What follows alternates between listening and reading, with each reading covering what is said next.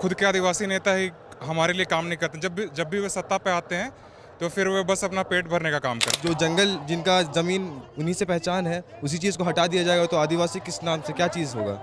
कुछ भी कार्य में आदिवासियों का ज़मीन ले लिया जाता है, माइनिंग के कार्यों में डैम बना दिया जाता है और वहाँ के आदिवासी निवासियों को वहाँ से भगा दिया जाता है। आदिवासी एक जात है, ना कि एक धर्म।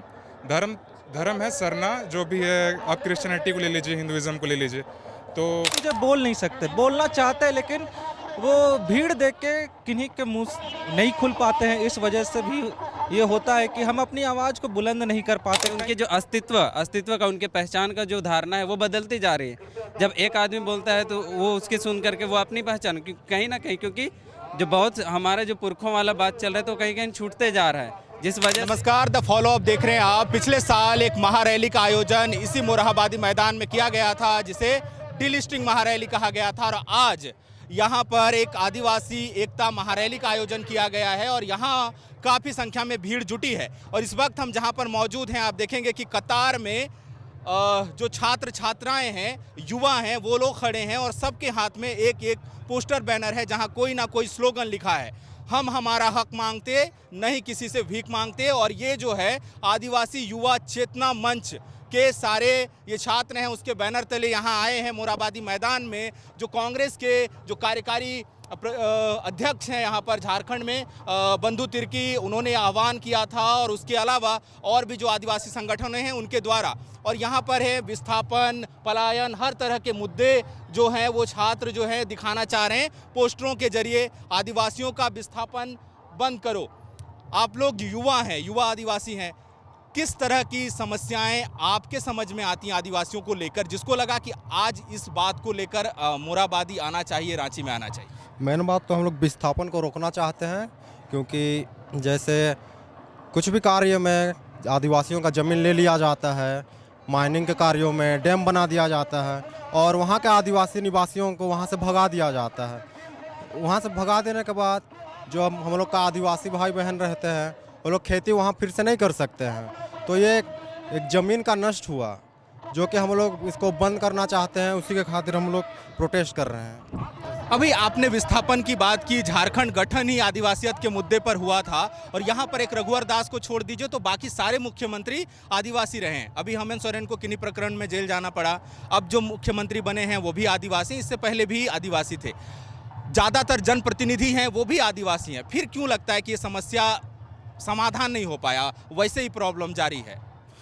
बोल दिया जाता है कि ये इसका समाधान हो सकता है, लेकिन कोई इसमें मतलब ध्यान ही नहीं देता है। इसलिए हम लोग को इसके लिए प्रोटेस्ट करना पड़ रहा है हम लोग को। चलिए, प्रोटेस्ट करना पड़ रहा है। ये एक पोस्टर है जो ध्यान अपना खींच रहा है, सभी विनाशकारी योजना रद्द करो। आपने ये पोस्टर लिया है, विनाशकारी योजनाएं रद्द करो। कौन कौन सी योजनाएं हैं जो आदिवासियों के लिए लगता है आपको विनाशकारी? जिस तरह की हसदेव जंगल जो काटा जा रहा है ये इंफ्रास्ट्रक्चर ये बनाने के नाम पर, तो उस तरह आदिवासी जो जंगल जिनका ज़मीन उन्हीं से पहचान है, उसी चीज़ को हटा दिया जाएगा तो आदिवासी किस नाम से क्या चीज़ होगा? तो वही चीज़ बोलते हुए कि जैसे नेतरहाट में फायरिंग रेंज का जो चलता आ रहा था, जिस तरह वहाँ पर हम प्रोटेस्ट करते हैं स्टूडेंट्स हर साल जाके, तो वो चीज़ को लेकर उसी तरह के बहुत सारे हैं जिसको हम लोग को जो ये पोस्टर के माध्यम से बताना चाहते हैं, दिखाना चाह रहे हैं। तो वही चीज़ आपको लगता है ऐसे कुछ प्लान है जो आदिवासियों के लिए बना, खास तौर पर वन से जुड़े हुए? हाँ, वन से खासकर जुड़े हुए हैं, उन पर जो संरक्षण किया जाता है, उन पर बहुत समय देखा जाता है कि अटैक किया जाता है, किसी चीज़ नया एक्ट को लाके या कुछ मैन्युफैक्चरिंग के लिए कुछ बड़ा कुछ खोलने का, जैसे इंडस्ट्री वगैरह, तो उस चीज़ को लेके ये पोस्टर मैंने यहाँ पकड़ा हुआ है। यहाँ पर हैं वनाधिकार कानून को लेकर, देखिए 2 पोस्टर्स हैं। यहाँ पर वनाधिकार अधिनियम 2023 को निरस्त करने की मांग को लेकर एक बैनर लेके युवा छात्र खड़ा है। यहाँ पर वनाधिकार कानून जो है उसको लागू करने की मांग को लेकर है। आज आप लोग पहले तो आदिवासी एकता महारैली में आए, आपके हिसाब से आदिवासियों की एकता को किससे खतरा है? मेरे हिसाब से आदिवासी एकता को खतरा है जो भी एक तो हमारे खुद के आदिवासी नेता ही हमारे लिए काम नहीं करते। जब भी वे सत्ता पे आते हैं तो फिर वे बस अपना पेट भरने का काम करते हैं। तो चाहे किसी भी पार्टी के हों, हमारे खुद के जो आदिवासी नेता हैं वो भी अपने ही पेट भरते हैं। तो बहुत सारे ऐसे, और सेंट्रल गवर्नमेंट ने बहुत सारे ऐसे नियम निकालती है, जैसे कि अभी डिलिस्टिंग को आप देख लीजिए जिससे कि आदिवासी को बांटने की कोशिश की जाती है धर्म के नाम पे। तो आदिवासी, हमारे हिसाब से आदिवासी एक जात है, ना कि एक धर्म है सरना, जो भी है। आप क्रिश्चियनिटी को ले लीजिए, हिंदुइज्म को ले लीजिए। तो अगर एसटी, आप क्या बोलेंगे, डीलिस्टिंग के माध्यम से हम सभी जो भी कन्वर्टेड हैं आदिवासी, जो ईसाई, हिंदू जो भी हैं, उन लोगों को शेड्यूल्ड ट्राइब के कैटेगरी से हटा दिया जा रहा है। तो ये हमारे लिए बहुत खतरा का विषय है। इससे आदिवासी एकता पे बहुत ज़्यादा खतरा है। जो धड़ा जो डिलिस्टिंग की मांग कर रहा है, उनको ये लगता है कि जब आप धर्मांतरण कर लेते हैं तो जो आदिवासी की परंपरागत चीज़ें हैं, जो संस्कृति है, सोहराय है, सरहुल है, और जो बाकी तीज त्यौहार हैं, वो मनाना छोड़ देते हैं और वो पूरी संस्कृति से कट जाते हैं, ऐसा लग रहा है। आप इससे इत्तेफाक रखते हैं? हम इससे इत्तेफाक नहीं रखते हैं, क्योंकि मैं एक ईसाई हूँ, एक ईसाई आदिवासी हूँ। तो मैंने देखा है कि ज़्यादातर जो भी ईसाई आदिवासी हैं वो लोग सारे आदिवासी त्यौहार को मनाते हैं। जैसे करम में पार्ट लेते हैं, सोहराय में भी पार्ट लेते हैं, सरहुल में भी पार्ट लेते हैं। तो मुझे ये गलत लगता है। इत्तेफाक नहीं रखते। चलिए, यहाँ पर 5वीं अनुसूची की बात कही गई है, जो परंपरागत ग्राम प्रधान व्यवस्था, जो परगना है, मांझी है, इसको देता है और अधिकार देता है। आपको लगता है झारखंड में अभी तो 5 साल से झारखंड मुक्ति मोर्चा की सरकार है, जो पूरी आदिवासी बेस्ड पार्टी है ना? इसके अलावा पहले भी सरकारें रही हैं, जो भी मुख्यमंत्री रहते हैं वो आदिवासी रहते हैं ज़्यादातर। क्या समस्या आ जाती है कि ये चीज़ें हो नहीं पाई और हर बार पोस्टर लेकर आदिवासियों को सड़क पर खड़ा होना पड़ता? क्योंकि आदिवासियों में एक चीज़ पाई जाती है जो जिसे कहते हैं साइनेस, जैसे हम लोग शर्माते हैं बोलने में, क्योंकि ये हमारा इनहेरिट ट्रेट्स है, जिसकी वजह से हम कुछ चीज़ें बोल नहीं सकते, बोलना चाहते हैं लेकिन वो भीड़ देख के किन्हीं के मुंह नहीं खुल पाते हैं। इस वजह से भी ये होता है कि हम अपनी आवाज़ को बुलंद नहीं कर पाते। कई हमें प्लेटफॉर्म तो मिलता है, लेकिन आवाज़ बुलंद कर पाएंगे तभी तो हम अपने अधिकार को मांग कर पाएंगे और वो चीज़ लागू करवा पाएंगे जिसके लिए हम अभी खड़े हुए हैं। तो यहाँ पर देखिए कि ये जो पोस्टर यहाँ पर सामने दिख रहा है, आदिवासी युवा चेतना मंच, कुछ दिन पहले सेंट जेवियर्स के बाहर हम लोग गए थे और इसी के बैनर तले हसदेव जंगल को बचाने के लिए एक मुहिम छेड़ी गई थी। आज तो पहली बात ये बताइए कि ये जो आदिवासी एकता महारैली का आयोजन किया गया, क्यों जरूरी लगा कि यहाँ पर आना चाहिए, आवाज़ बुलंद करनी चाहिए? हाँ, तो अभी जो सबसे महत्वपूर्ण मुद्दा चल रहा है आदिवासी एकता को तोड़ने की, बहुत सारे राजनीतिक मुद्दे चल रहे हैं।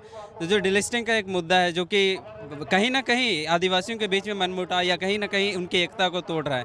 तो एक युवा होने के नाते क्योंकि हम ही अपने भविष्य हैं, क्योंकि हम ही अपने भविष्य को संवार सकते हैं, ये महत्वपूर्ण हो जाता है कि जब हमारे लोग, हमारे माता पिता जब मैदान में आ रहे हैं तो हम भी उनका साथ दें। और ये ज़रूरी है कि जब हम आज अपने लिए खड़े होंगे तो हमारे बच्चे भी हमसे क्या बोलेंगे, उत्साहित होकर हमसे इंस्पिरेशन लेकर के अपने मुद्दों को लेकर वो खड़े हो पाएंगे। तो कहीं ना कहीं आज के युवा में बहुत सारे कमी भी दिखती है, हम अपने भाई बहनों को अपने प्रोत्साहन नहीं दे पाते हैं ऐसे मुद्दों को लेकर के। तो हम अपना यहाँ पे अपना पार्टिसिपेशन दे करके यही कर रहे हैं कि बाकी जो हमारे भाई बहन हैं वो लोग भी हमारे साथ एकता में आ सके। यही हमारा एक संदेश रहेगा कि जो भी हमारे भाई बहन हैं अपने मुद्दों के लिए खड़े हों। ये डिलिस्टिंग का जो मुद्दा है, बहुत सारे क्या बोलेंगे, आदिवासियों के मन में बहुत सारे मतलब अलग अलग विचार पैदा कर दे रहा है, जिससे कि उनके जो अस्तित्व का, उनके पहचान का जो धारणा है वो बदलती जा रही है। जब एक आदमी बोलता है तो वो उसकी सुन करके वो अपनी पहचान कहीं ना कहीं, क्योंकि जो बहुत हमारे जो पुरखों वाला बात चल रहा है तो कहीं कहीं छूटते जा रहा है, जिस वजह से आदिवासी पहचान को क्लियर करना बहुत ज़्यादा ज़रूरी है। पुरखों से बात कर रहे हैं ये लोग। हम लोग जब सिद्धू कान्हू की बात करते हैं, बिरसा मुंडा के समय से ही ये जल जंगल जमीन की लड़ाई शुरू हो रही है और कई पीढ़ियां बीत गई। आप लोग युवा हैं, युवा लोग आदिवासी समस्याओं को किस तरह से देखते हैं, खासतौर पर जब हम 21वीं सदी में हैं और झारखंड को आगे बढ़ाना है, किस तरह से देखते हैं आप? क्या आपके हिसाब से, अगर आप छात्र हैं, आपके हिसाब से आदिवासियों के क्या मुद्दे हैं जिसका समाधान होना चाहिए? बताइए। पर्यावरण संबंधी, हाँ, पर्यावरण संबंधी और स्कॉलरशिप वगैरह और बेहतर होना चाहिए। चलिए, तो यहाँ पर कुछ और युवा हैं। आप लोग देखिए, एक तो पुरखों से चली आ रही एक बात है ही, आदिवासियों का जल जंगल जमीन का मुद्दा है, संस्कृति बचाने का मुद्दा है, सभ्यता को कंटिन्यू करने का मुद्दा है। इसके अलावा बतौर छात्र और झारखंड में आदिवासियत को लेकर आपकी समझ क्या है और किस तरह से छात्र होने के नाते उस दृष्टिकोण से भी कैसे देखते हैं आप?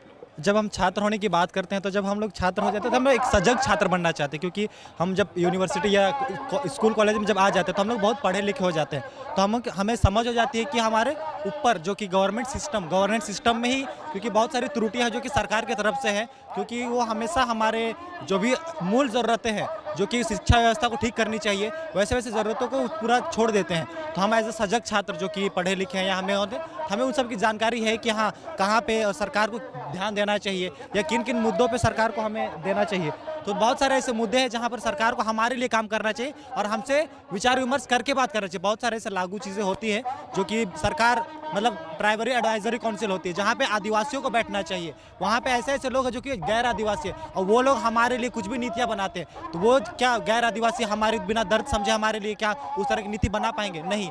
तो हम एज छात्र चाहते हैं कि हम लोग आगे जा करके अभी से ही इन सब चीज़ों के बारे में सजग रहे और कभी आगे जा करके हमें एडमिनिस्ट्रेटिव सिस्टम में घुसे ताकि हम अपने लिए खुद के लिए हम लोग कुछ भी नीति बना सके, ताकि हमारा जो विकास जो हम चाहते हैं औरों के साथ साथ हम हमारा खुद का विकास औरों के लेवल पे पहुंचा सके। यही हमारी समझ है। तो आदिवासी और आदिवासियत को लेकर युवाओं की अपनी समझ, अपनी राय है और उनका मानना है कि वो इस चीज़ को बहुत शुरुआत से समझना चाहते हैं ताकि अगले कदम में जब उन्हें ब्यूरोक्रेसी या राजनीति किसी भी दृष्टिकोण से झारखंड के लिए काम करने का मौका मिले तो वो अपने तरीके से समस्याओं का समाधान कर सकें। कुछ युवाओं ने ये भी कहा कि आदिवासी मुद्दों को उठाकर नेता तो लोग बन जाते हैं, उनको पद मिल जाता है, विधायक बनते हैं, मुख्यमंत्री बनते हैं, सांसद बनते हैं, लेकिन जब उन्हें पद मिलता है तो उन्हीं प्रॉब्लम्स को सॉल्यूशन के लिए वो लोग आगे नहीं आ पाते। फिलहाल हमें इजाज़त दीजिए, सहयोगी संजय के साथ मैं Suraj the follow up Ranchi. thefollowup.in like, share and subscribe. www.thefollowup.in